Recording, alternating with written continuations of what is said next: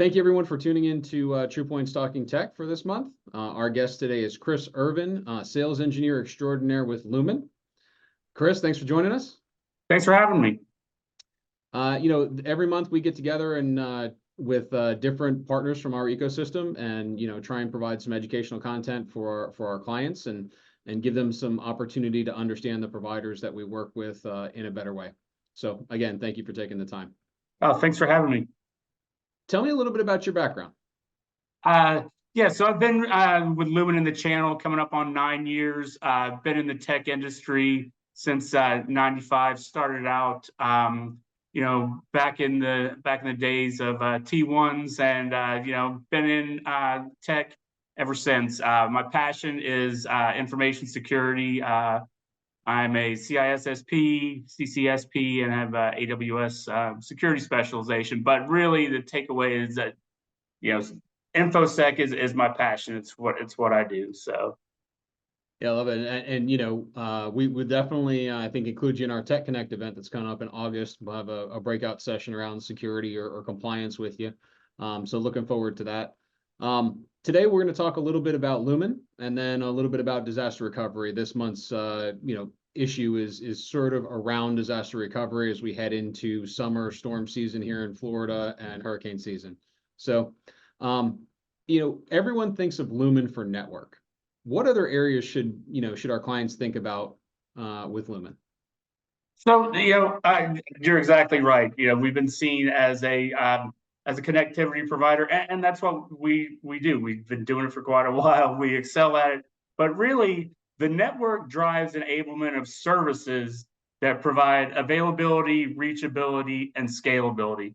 So think of us for delivery of SASE and secure service edge solutions, network security, as well as information security services.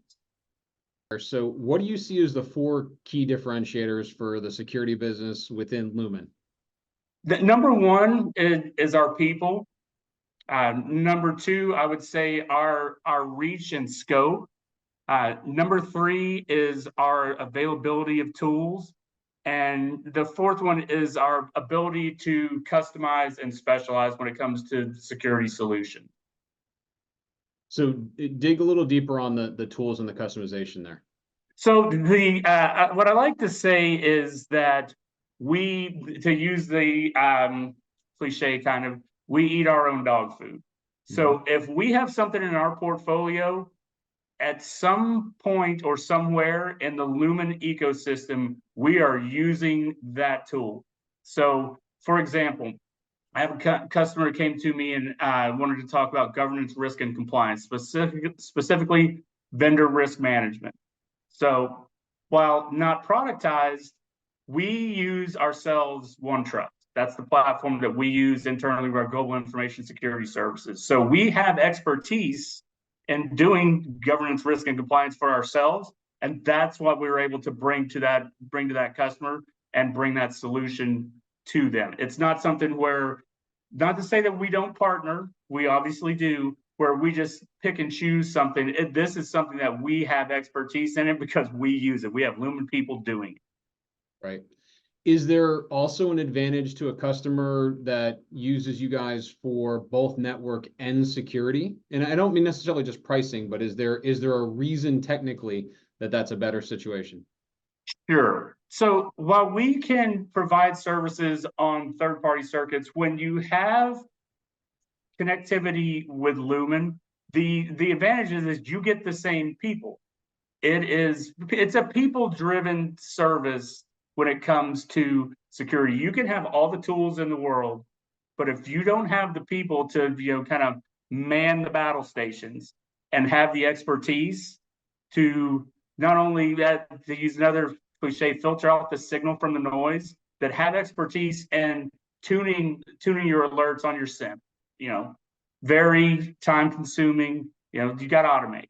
So when it comes to things like that, if you have us now, I'm not saying that that's a must-have, but you get to know the people, and the people get to know you.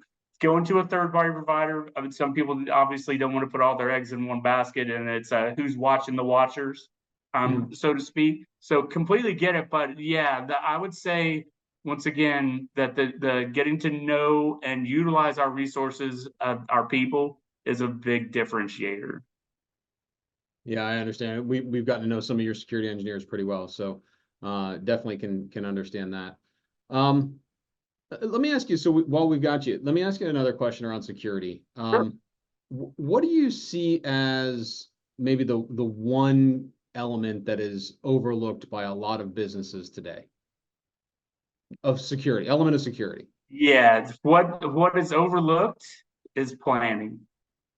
Okay. You can get this shiny new object, a vendor pitches you on this tool, and it's great, but how are you going to use it? Who's going to use it? And who's going to maintain it? The first thing that comes to mind is a SIM platform. The tuning of it, the first probably 3 weeks are very noisy and it can be overwhelming. So if you haven't planned for that, and an executive comes and says, "Hey, how is this going? And why are we getting all these alerts? My tier one SOC analysts are overloaded. I got people complaining. What are we going to do?" Well, if you haven't had that conversation that, hey, there's going to be a period of pain while we get things baseline, it can be surprising to people. So the planning aspect of things, not just deployment, who's going to flip the switches and turn it on, is one thing, but the ongoing maintenance, so to speak, it requires planning. Yeah, I think who's going to monitor it too is the other piece that I see, sometimes being missed, right? Is, you put a solution and it creates a bunch of noise. Well, somebody's got to follow up on that noise, right? Sure. The alerts that are created. So I think that was really helpful. Thank you, Chris. You're very welcome. Thanks for asking. Well, let's turn a little bit to disaster recovery here. So, to me, there's several elements of disaster recovery. So kind of, hit them a little bit rapid fire here. So obviously, Florida, hurricane season, large thunderstorms in the afternoons. So I guess disaster recovery part number one would be physical disaster recovery or power outages, internet outages, et cetera. What, aside from redundant internet, which we recommend for all our clients, what are some key considerations when you're talking about physical disaster recovery? Sure. And not to sound like a broken record, planning. So when it comes to physical, so let me stop for a second. Disaster recovery is a subset of business continuity. And business continuity planning is something that takes time, knowledge, and resources. So while it may be for a small to medium business, you may just have 3 people that need to be involved in the planning process. Large enterprise, multiple lines of business, that it's a larger effort. It's still very important to plan and you've got to know what you've got to do and who's going to do what. So in a physical, let's talk about the one specifically that you mentioned. Physical business continuity and disaster recovery. In Florida, yes, we very aware that storm season can play havoc with connectivity.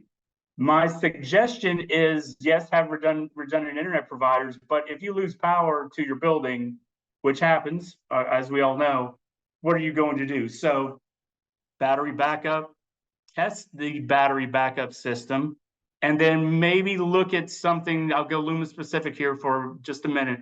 Something like our EWAS service, Enterprise Wireless Access, multi-SIM or multi-carrier single SIM, and includes battery backup. So I can still hit this cell tower. Now, I may not be able to, let some of my folks in marketing work on, video projects at that time, but I can at least continue my business and, access my SaaS applications, and have the availability to at least get out and be able to, continue doing business at a, basic level when it comes to, pay my physical connectivity is my physical connectivity. The other thing that I talk to customers about a lot when it comes to physical resiliency, maybe we want to call it, So resiliency is the ability to recover and recover gracefully. So I lose connectivity, and I know that when the power comes back on, my configuration and my routers didn't get blown away. If it did, I've got a backup copy of it. I know that may seem very basic, but it's the basic things that can hamstring you. If you don't do those right, you're in trouble. But when it comes to the physicality of, let's say that, okay, hurricane comes through, I lose my company building, a building. So I've got X number of employees that no longer have a place to come to work. Do I have a plan in place for them to work from home? Do I have the ability to do their phones, tablets, laptops have the software on them to be able to either do VPN or ZTNA? Much more prevalent today, ever since COVID, pretty much everyone has that capability. But what about when I have a large workforce that now has to work from home? Do I have the ability to handle all those VPN or, in the old days, VPN concentrator can only handle so many users. With Lumen, if you have a ZTNA solution, then you can look at moving to a cloud gateway where you don't have to have it on-prem. So things like that, when it comes to losing a physical location, losing power, there's a lot to consider. But once again, planning. What are you going to do? Who's going to do it? Who to contact? Those are all things that can make loss of a physical location or loss of connectivity much more easier to stomach. Weather the storm. Yeah, I think cloud services, as you said, there is an area that where a lot of our customers we work with them and consult with them on, and post COVID, yeah, a lot of them have already put a solution in place. But making sure you have that disaster recovery plan, as you said, is another big piece of that for me.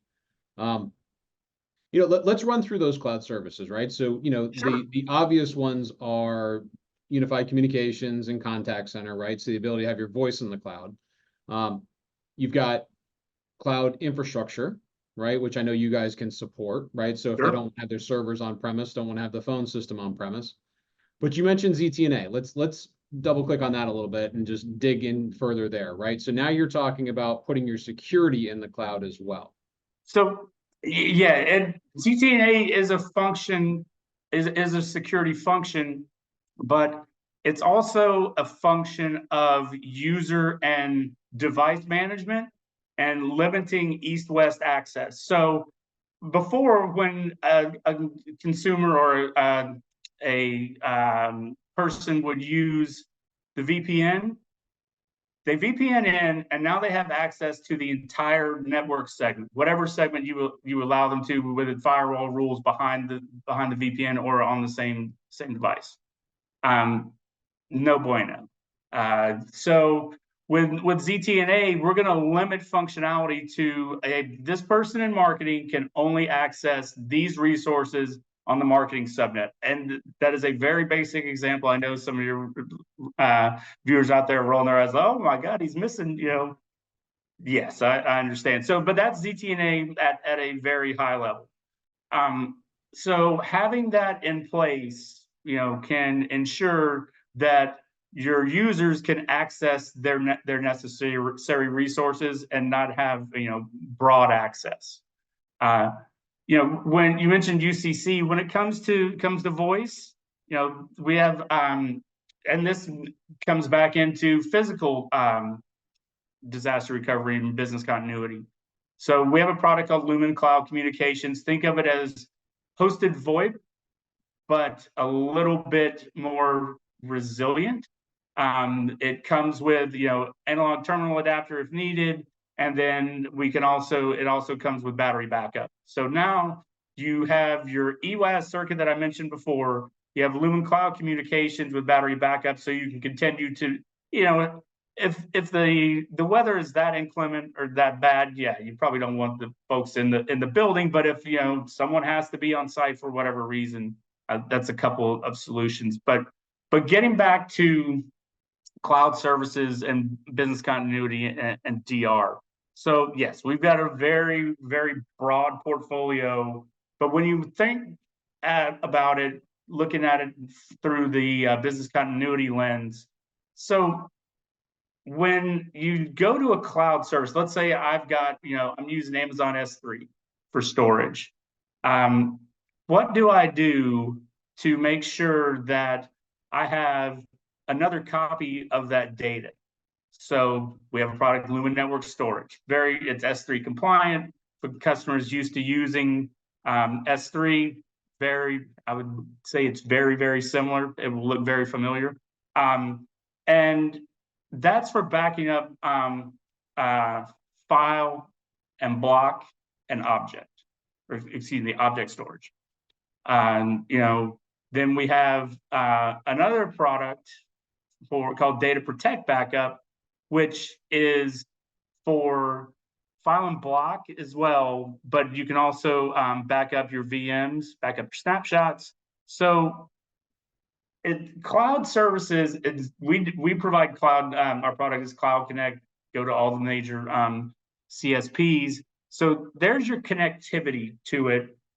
But if you only have, if you lose your site where that cloud layer 1, layer 2, or layer 3 cloud connect is at, you're down. So you need to have a business continuity plan. How are my users going to access these cloud resources if they're not at our location? And then obviously ZTNA comes back in right there. Yeah, and I think, that comes to the next area of disaster recovery that, I wanted to touch on, which is, those cloud services, right? Yep. So what level, disaster, it could be a lot of different things. You could have a data center disaster. It could be a physical, or environmental disaster there, but it could also be something like a cybersecurity breach Sure. that impacts, right? So let's talk through disaster recovery for cybersecurity and cloud services, things that maybe aren't located on your site. Sure.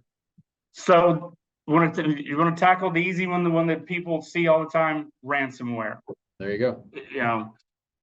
It's industry saying not if but when, assume breach, things like that. So let's say that I have my data backed up to Azure Blob, binary large object storage, and I get compromised. I have the data is being ransomed. They've encrypted my backups. They've encrypted my my storage. What am I going to do? So business continuity planning will tell you that I need to have cold backups and have tested those backups. That's it. If you're going to ask what gets missed, that is what gets missed most often. Some business continuity planning, maybe more disaster or BCP planning. Things like when you instantiate your storage in whatever cloud service provider, enable multi-factor authentication as a requirement to be able to delete it, and enable versioning. So that way, hey, yep, you compromised and encrypted this version of my data, but I have a different version of it stored in a offline cold storage that I've tested. I can recover. So those things, again, not to sound like a broken record, but planning. Well, and one of the things that we've talked about, I think in a previous interview here, was the fact that, a lot of times when there is a breach, they're going right for those backups first. So I think that's where you're going with that cold backup. Yeah, and let's go ahead and reveal the ugly truth. By the time the ransomware has been deployed, or excuse me, detonated, it's too late. These things you can't. I shouldn't say. I don't like to use the word can't. It's very difficult to get things in place to recover if you haven't done your due diligence. And like I said, not if but when. Comes back to planning, right? Sure. Yeah. All right. So we talked through cybersecurity, talked through cloud services a little bit. What about, your core SaaS applications, Office 365, Salesforce, things that, every size business is using. Yeah. When it comes to those SaaS applications, well, let me ask you a quick question. Does Microsoft Office 365 automatically back up your data? No. Right. No. What about Salesforce? No. Right. So what do people who maybe were surprised by those answers need to think about? You need to talking to your account manager from those services, and you smile, but it's true, because if they're not talking to you about the, what do we want to call them, the additional services, things that you think would be, just, let's call it what it is. They have that data. It's just not available to you, and that does you no good. So, enrolling your SaaS applications, or your account in a plan where you have access to Azure, for instance, got their hands slapped for not enabling, more granular logging, and it was a big deal, especially when it comes to government contracts. Well, that's when, hey, you didn't sign up for it. We gave you the option, but you said it was too expensive. So, things like having copies of your data and the from the SaaS providers is a big key. But in a disaster, let's say a disaster is declared, no one's coming into our building for X number of days, whatever it might be. Having that ZTNA capability already deployed, now I can get access to my SaaS applications, whether it be M365, sorry, Salesforce, whatever it might be. I can get access to it because it doesn't matter where I'm at or what device I'm working on. That's the great thing about it. The other thing that I would touch on when it comes to SaaS applications is identity. Who is the identity provider? How are you doing it? Is multi-factor authentication enabled? Are you requiring it? If not, why not? Yes, we don't want to introduce friction. I want it easy for my folks in finance to access the resources. And the last time, they complained because they had to, have another device or carry a YubiKey, whatever it might be. Now that's kind of, I'm a little suspect when someone's complaining about that, when everything is on this, supercomputer that I carry around in my pocket constantly. Yeah, that argument really doesn't work anymore. Right. Yeah. Well, this is great. I think, just kind of summarizing. So 4 key areas of disaster recovery to consider are, physical, cyber, right? So what happens in the event of a breach? What's your disaster recovery plan there? What are you going to do with your cloud services? How are we going to get to them? And then are you backing up those SaaS applications? But I think, Chris, to your point, it all comes down to planning. Yes. Right? Yes. Definitely. And that's something, you started off by asking, what sets us apart? People think of us as a network company or connectivity company. When it comes to things like consulting services, whether it be business continuity planning, incident response for infosec, those are things that we do and do well. Once again, because we do it ourselves. We have the expertise, so we can help people with gap analysis. Especially tabletop exercises for larger enterprises. When it comes to business continuity planning, there's never unlimited budget and time, right? So being able to have that plan where you can focus the resources that you do have and deploy it correctly, and then be able to recover, that's the key. Yeah, and I think that's an area where, TruPoint, we can help as well, is, helping through and test and look at the different areas of disaster recovery and see what your plan is today. And then if we need to have a formal plan drafted, we can reach out to Lumen's professional services team and really dig in at a deep level. Sure. So, and I'm available to help you and your customers on a, it's probably be a much higher level, but at least talk through what do we need to consider when it comes to business continuity and planning, especially, like we started off with, my focus and my passion is information security. So, talking through, hey, what am I going to do during an incident? Who's going to do what? Who do I need to talk to? Even just having that conversation, you're probably, further down the road than, well, I don't want to throw a number on, but at least 50% of folks out there that it's not a focus. Yeah. And it needs to be. Yeah. Well, security professionals like yourself are very high demand. We love the relationship and enjoy being able to bring you into opportunities when we need to. So thank you for taking the time today. Oh, no, thank you. Pleasure's all mine. Thank you for having me. Absolutely. And for those tuning in, sincerely appreciate you joining us for TruPoint Talking Tech this month.